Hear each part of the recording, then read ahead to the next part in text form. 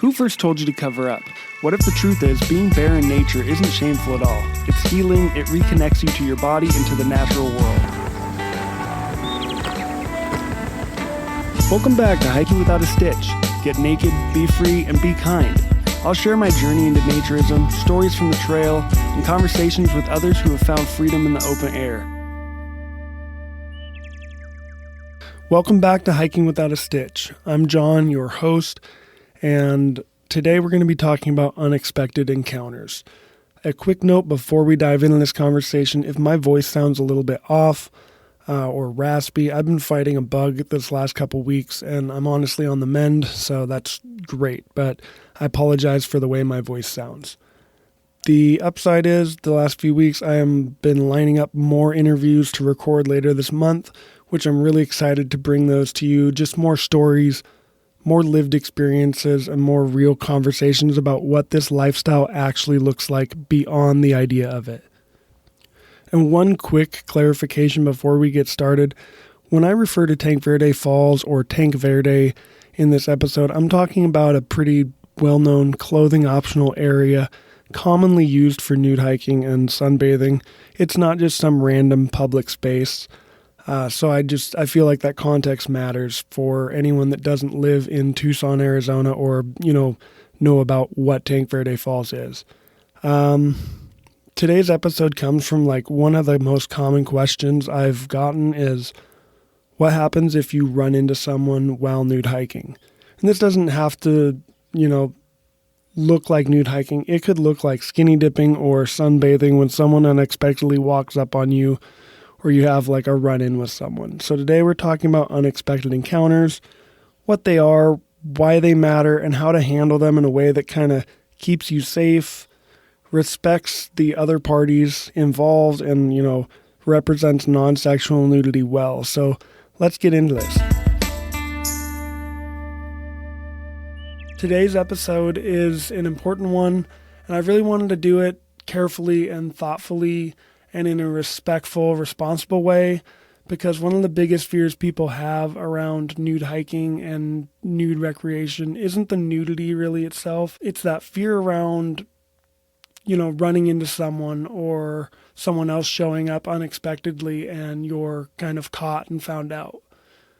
So before we go any further, I want to be really clear about something. I'm not talking about doing something wrong. We're not talking about hiding anything or being shameful. And I'm definitely not talking about thrill-seeking or anything for shock value or exhibitionism or anything like that. Today we're going to be talking about unexpected encounters and really those moments when you cross paths with other people while nude hiking, because a lot of the time we are on shared spaces. And I'm going to kind of go over how I have handled them in the past that I feel kind of protects, ourselves, respects other people, and represents non-sexual nudity in a positive, good light. Now, before I go on, I want to briefly mention something that happened in 2024. So not that long ago, it happened in Palmer Park in Colorado Springs. A man was reported to be completely naked in the parking area at the trailhead. And he was witnessed by a guy and his girlfriend who were sitting in their car at the trailhead. And basically, they kind of pulled out their phones and were recording. And at some point, that man left and then came back to the parking lot completely naked. And when they kind of confronted him on that, he said, "Oh, I'm just a naked hiker." Other locals reported seeing the same man in the park before, and police responded to those calls, but they weren't able to locate that individual. They did say later in an interview he could face indecent exposure charges if he was located and found. I want to be really careful here because the nudity isn't the issue when I'm reading this story. And this is just my opinion, but this wasn't just a nude hiker. From reading the story and the information that's provided, I feel like he was more doing it for exhibitionism, and the apparent intent was to be seen and to shock people, and that's why our intent matters when we go out on public spaces and recreate. Colorado law, like many other states, prohibits public nudity, when it's used in a way to alarm or offend others. And yes, even non-sexual nudity out in public can carry serious consequences, including jail time and in some cases ending up on a sex offender's registration. So this is exactly why how we show up matters and where we choose to be nude matters. And this is why how we handle these unexpected encounters matters so much. So with that context in mind, I want to walk you guys through today's topic of unexpected encounters, the reasons why this topic matters, the practical information, my personal takeaways, and my experiences that I can pass on to you. So today's topics, unexpected encounters, really, let's go over what that means. And to me, that means an unexpected encounter is a moment where you cross paths with another person or people while you're out naked hiking, and that encounter, even briefly, unintentionally, and without malicious intent, can kind of get you into a sticky situation. So going into this is not about thrill-seeking. It's not about pushing boundaries or trying to shock anyone. This is about shared public spaces and that human overlap, because we're not the only users out on public lands. Unexpected encounters usually look like being seen briefly from a distance, passing someone on a trail, or, a short, unscripted interaction because you've both ran into each other. And the reason that this matters isn't just about personal comfort. It has real-world consequences, which brings me to why this deserves its own episode. Why this matters is fear stops people before they ever begin. This is the number one concern I hear from people who are curious about nude hiking. It's usually, is it legal? Is it safe? What if I get caught? So it's one of the top 3 or 4 that you hear. And that fear of getting caught and fear of legal repercussions keeps a lot of people from, experiencing nudity in nature in a safe space. So that fear really comes from uncertainty, and to me, preparation reduces anxiety. So understanding how to handle encounters calmly makes all the difference. So when you go into a situation that you are unfamiliar with or uncomfortable with, you kind of have a game plan of how you're going to respond and react ahead of time, so you're not making it up on the fly. The other reason that I think this is so important to have this conversation is these moments shape the public perception of us as a user base. Most people will never knowingly meet a naturist or nudist or someone that's into nude recreation. So you might be the only reference point that they ever, have or meet. And one calm interaction can reinforce trust, and one poorly handled moment can damage it. Not just for you, but for everyone who comes after us. How you act really matters more than what you're wearing or not wearing. If unexpected encounters are inevitable, the real question becomes what actually helps when they happen. For me, when I'm out, being aware of my surroundings and aware of the situations and things going on prevents most of the encounters that I would have. So that's slowing down, listening for talking, or any sign that you would think that a human is nearby.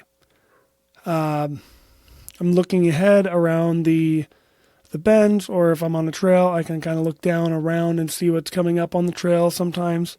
Also, choosing correct times and locations and being thoughtful with that.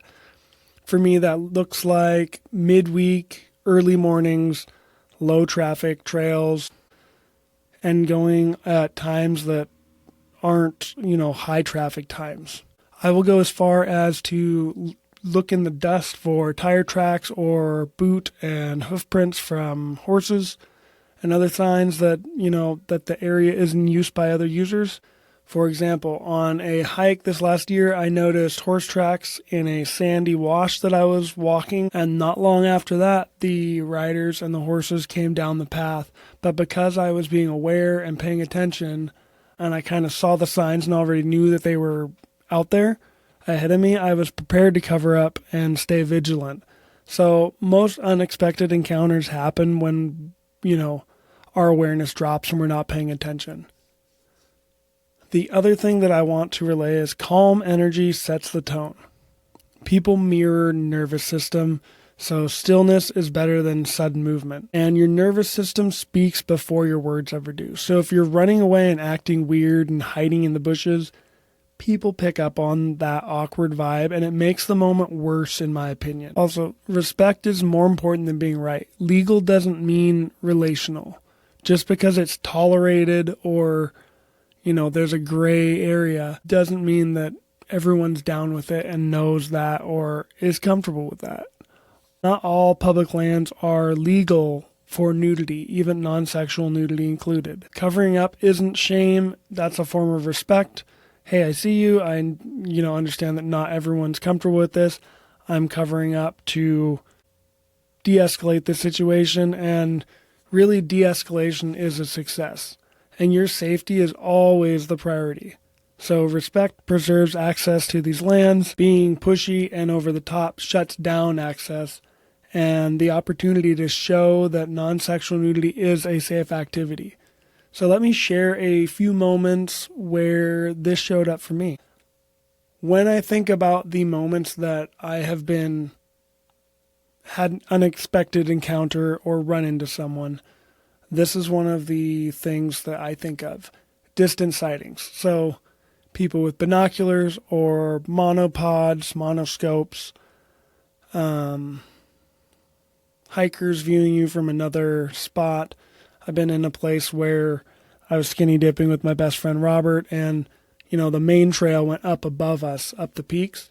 But if you had binoculars, you could probably look down and see that I wasn't wearing any clothes. The one moment the experience that really comes to mind though, is I was hiking through a wooded canyon on national forest land, following basically this old abandoned logging road or 2-track dirt road that's been overgrown and really turned into basically a wash. So to me, it checked all the boxes. It was secluded. It was kind of a pain in the ass to get out to. So I knew that unless you were really dedicated, you weren't going to be out there. So the people that I was likely going to see would be, hunters or outdoor enthusiasts. And it showed low human activity while I was hiking out there. And being presented with that, I stripped off and continued my hike. So just hiking along, kind of following this trail up. And then at one point, I saw a glint of light kind of across the hillside. And I stopped and I took out my binoculars and looked up, and there's 2 hunters who were standing on a ridgeline with their spotting scopes pointed kind of down into my direction in this canyon that I was walking through. I just kind of smiled, turned around, and calmly hiked back down into the cover of the trees and the rocks. And I got dressed further down the canyon. There was no rush. I wasn't panicked. I didn't run or duck down. I just went on with my hike and headed back to my car. Not every sighting requires action. And you not acting weird sends the message that, it seems pretty normal. They're just not doing anything weird. The next thing that I think about in terms of unexpected encounters is when you pass people on the trail. This has happened a couple times for me, so I'll just share those two instances for you. The first experience was up in Washington State. My family and I went out into some public land where I knew that there was a swimming hole way up at the end of this logging road. So we went up there. My kids and wife stayed up and were swimming, and I hiked down to this big rope swing. You've probably seen it on my Instagram. So I was just down there enjoying myself. I took my shorts off, was splashing around, swimming, taking video and photos, just enjoying nature. When I heard a woman go, "Oh, hello." And it was actually 2 women, and they were on the trail coming down. One looked very much shocked and surprised, and the other smiled and kind of smirked and made like small talk. And we talked briefly kind of about, is the water cold? Did I jump from the top cliff? And I said no. And then I wished them well, and I left. I just wanted to leave because the one lady was really shocked. So I was like, I'm out of here. I'm going to go be with my wife and kids. And I left my favorite hat. So if you listen to this podcast and you found my hat with saguaro cactus in the sun, that's my most favorite hat. So yeah, we talked briefly about, the water and swimming and whatnot. I had pulled up my shorts by then, and I wished them well, and I left. And they had clearly seen me long before I had heard or seen them. And because the energy stayed neutral and the moment was neutral, there just wasn't any bad energy. The one lady smiled, the one other was kind of in shock and couldn't believe it, and that was that. I went about my day. No muss, no fuss. The second time that I have passed people on the trail happens a lot at Tanque Verde when you're coming up or down from the parking area. I was hiking down into the canyon when I heard people coming up the trail, and I didn't have time to fully wrap my sarong around my waist, and ended up just kind of draping it in front of my crotch. And I said hello, and I kept moving. I wasn't hiding, I wasn't acting ashamed, but I was being respectful by covering up. So to me, neutrality keeps things neutral.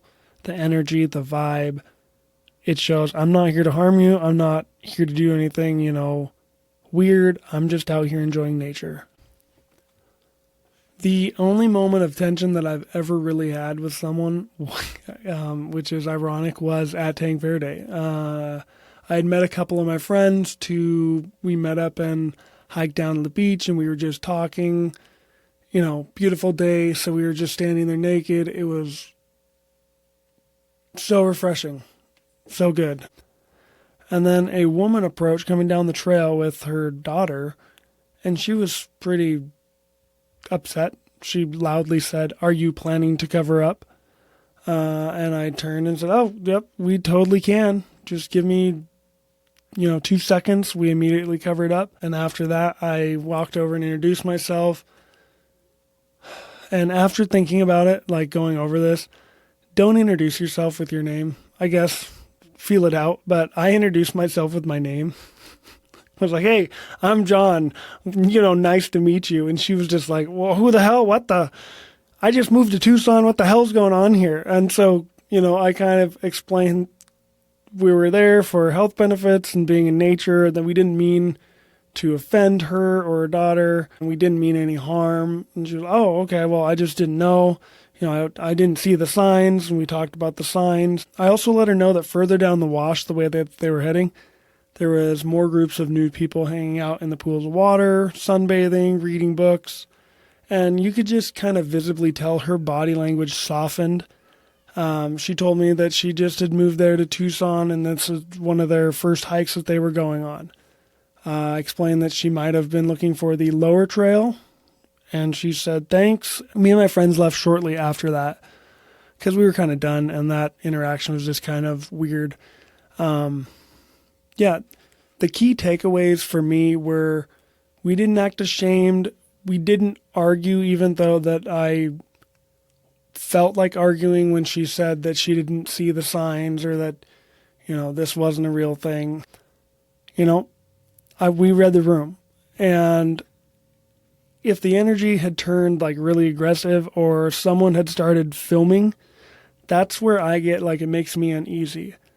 I would have left immediately, not said anything if someone whipped out their phone and started filming. There's no point in arguing or trying to explain your way out of that. Because at that point, you're not speaking to someone that, wants to learn or is open to learning about what's going on. They're just shocked and they want to be confrontational. And these are not moments to be confrontational. You should try and be de-escalating, and, the best thing you can do is remove yourself from a situation. You also don't have to give people information about yourself. Don't say too much. Don't over-explain yourself. And if it doesn't feel right or people are being like really aggressive, just cover up, pack up your stuff, and leave. Remove yourself from the situation with grace. And the lesson in there is humility defuses conflict. And your safety is number one. Now to tie all this in and bring it back around, The times that I've been caught off guard usually come down to my awareness, or I went later in the day at busier times, or there was more people on the trail than I had previously thought. Every encounter teaches something, whether it's using the wrong time, using the wrong location, or the way we're using our presence. None of these moments were about winning or standing my ground. They were about leaving things better than I found them. When I go out, I want to be a good representation of naturism and nude recreation. I want people to see that it's for my own health benefits and that I'm not out there trying to check anyone out or creep anyone out or have people see me. For the most part, I don't want to be seen by any other people. I just want to be out there in nature just as I am. So the takeaways from today, what to remember is pause before reacting. Stillness buys clarity, gives you time to think, and that way you're not just reacting on an emotional impulse or that shock of like, oh, I need to defend myself. Covering up is respect. That's not shameful. It's about the other person and making them feel comfortable in that interaction. The next one is let the moment be short. Don't extend it unnecessarily. Say a quick, hey, good day for a hike, and keep moving. You don't have to explain anything. The next one is leave space, not impact. The best encounters are the forgettable ones. I really hope that those people that I've encountered go home and go, oh my God, you'll never believe what I saw today.